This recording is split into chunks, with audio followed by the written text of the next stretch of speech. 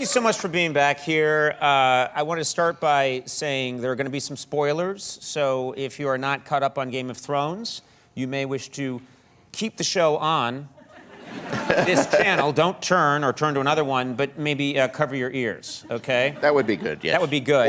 Or mute. They could mute. Yes. Yes, you could. Well, actually, most people watch my show on mute anyway. Oh. My voice has been proven to be highly irritating.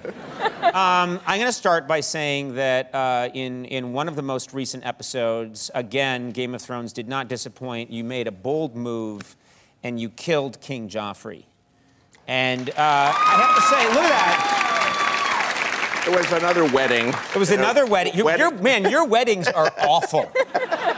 Every time you have a wedding on your show, 30 people die horribly.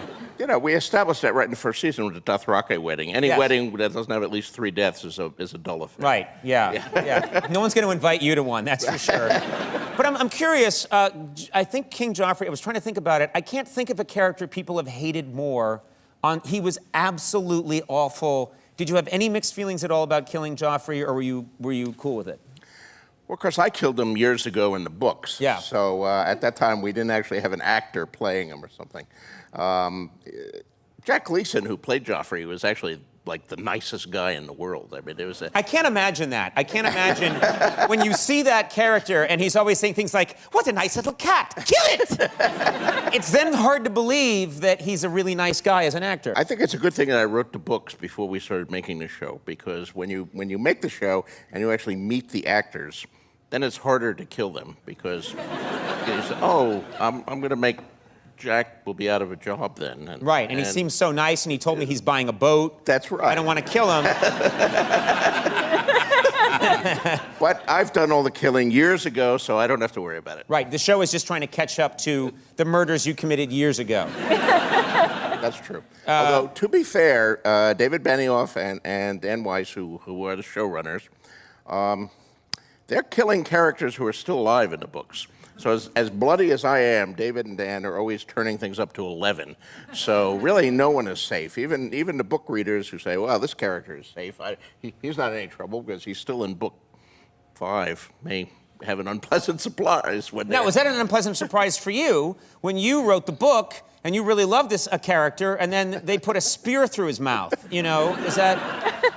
I usually know about it because I actually work on the show and write 1 episode per season usually. Sure. So I have a little warning, but I do kind of squeal when I get the outline. I say, wait a minute, he's not dead in the books. Right. He's still alive in the books. You're like, this is TV, pal. Sit back and relax. The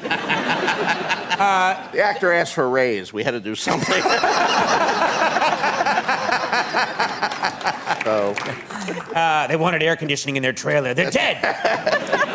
This must have been, I don't know how you felt about this, must have been a thrill. At the White House Correspondents' Dinner about a week ago, President Obama, in his routine, referenced the Iron Throne in the Game of Thrones.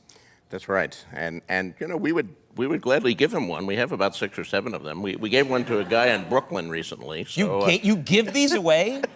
Well, they did. They had a big season 4 premiere at the Barclays Center. 7,000 fans were there, and we drew a seat number.